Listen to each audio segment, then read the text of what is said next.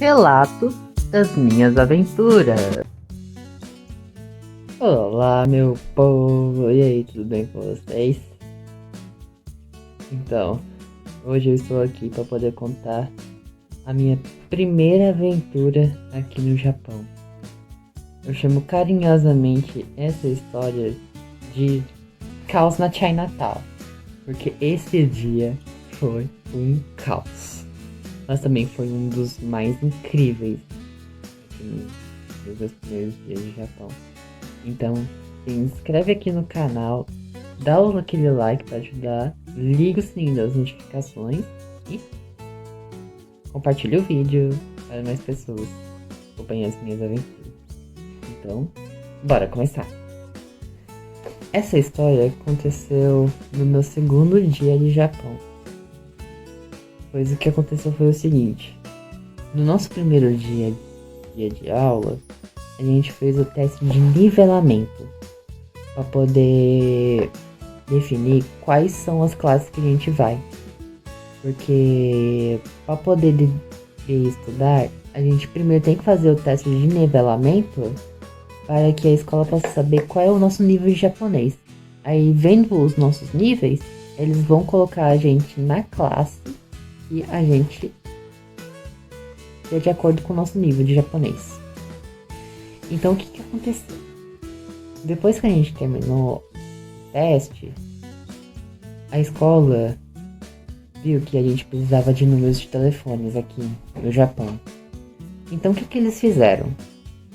Eles resolveram deixar pro dia seguinte após o teste para que a gente possa resolver a parte burocrática na prefeitura e em seguida resolver o número de telefone.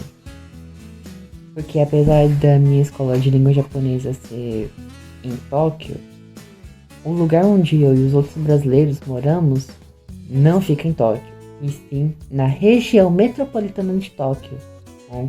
A mais famosa, a Grande Tóquio. Então, o que acabou acontecendo? Nós voltamos pro dormitório,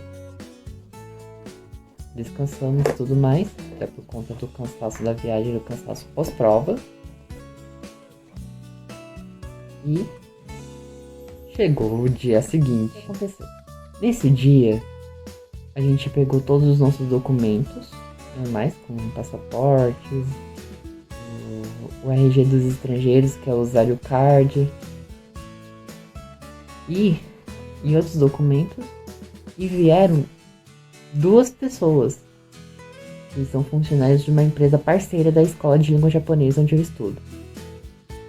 Essa empresa é uma empresa multinacional, ou seja, ela está presente em 2 países. Está presente na China e no Japão. E essa empresa tem uma unidade dela aqui no Japão.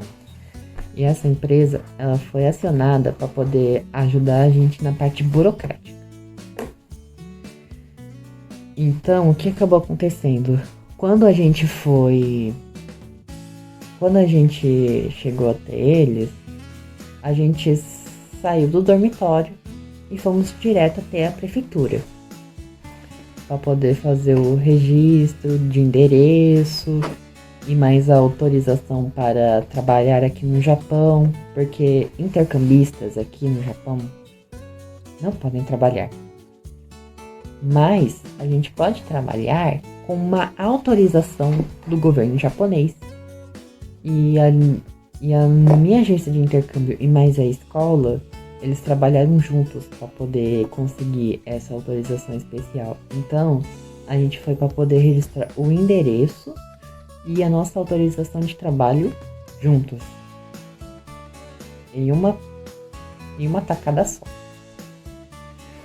Só que o que a gente não sabia era que depois da prefeitura, a gente iria viver um dos momentos mais incríveis, mas ao mesmo tempo um dos momentos mais caóticos das nossas vidas. Enfim, mas aqueles que tiveram seus números aprovados, eles foram saindo aos poucos. Mas pra mim e mais pra alguns, minha nossa senhora, a dor de cabeça foi grande. E detalhe, eu sabia falar chinês. Só que meu chinês é bem pouquinho. Assim, igual o salário do professor Raimundo.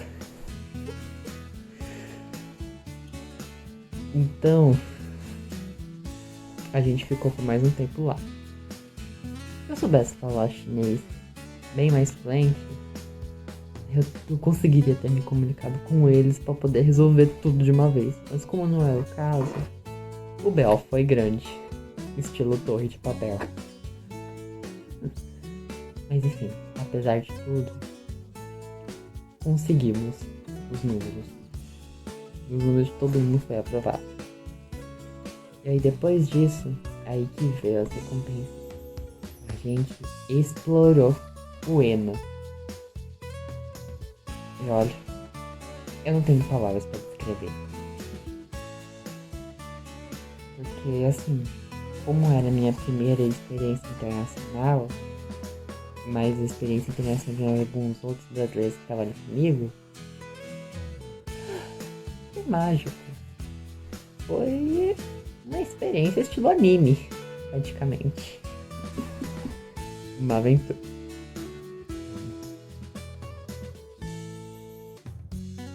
Enfim, depois que a gente terminou, a gente explorou um pouquinho o Eno.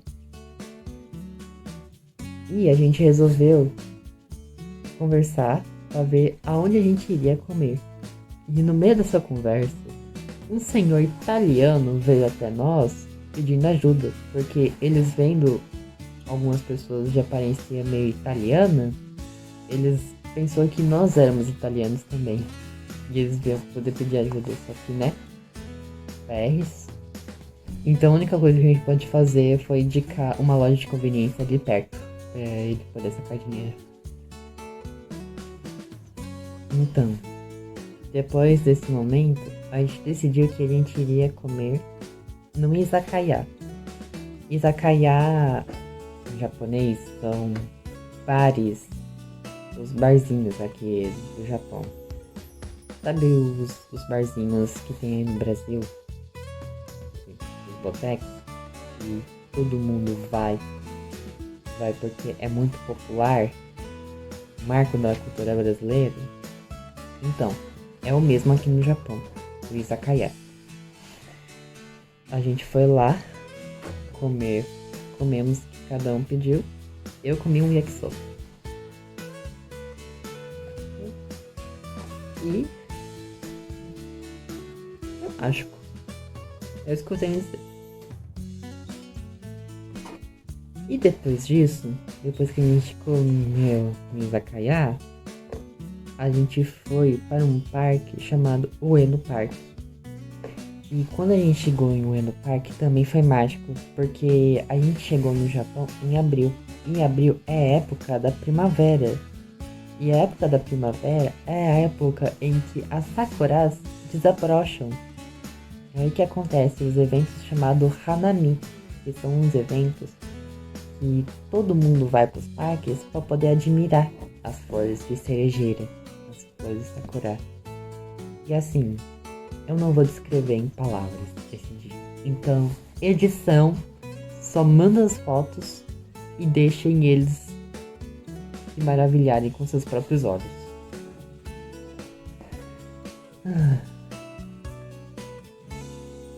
Enfim.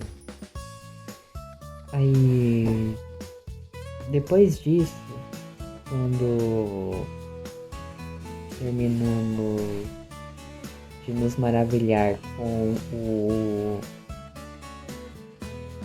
com as sakuras, a gente voltou pra casa. A gente tava no caminho para a estação de Ueno para poder pegar o trem para poder voltar pra casa. Aí no meio do caminho encontramos um santuário shintoísta. E os santuários shintoístas, eles são de uma das duas religiões aqui do Japão, que são mais comuns e mais fortes. E o shintoísmo é uma religião local aqui no Japão, 100% japonesa. E os shintoístas acreditam que Os santuários é uma conexão com o divino, mais especificamente entre os seres humanos e mais com uma divindade específica que a gente quer se conectar, porque mais especificamente entre os seres humanos e mais com uma divindade específica que a gente quer se conectar, porque o shintoísmo é uma religião praticamente politeísta, ou seja, não se tem apenas um deus, e sim vários. E aquele santuário shintoísta era dedicado a um dos guardiões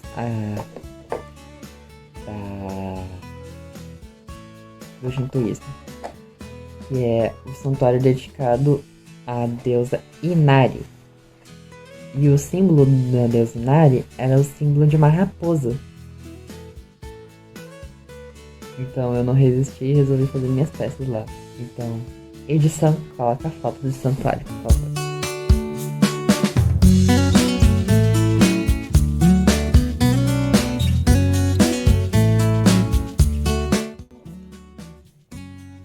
E aí, por conta disso, eu voltei pra minha casa com as forças renovadas.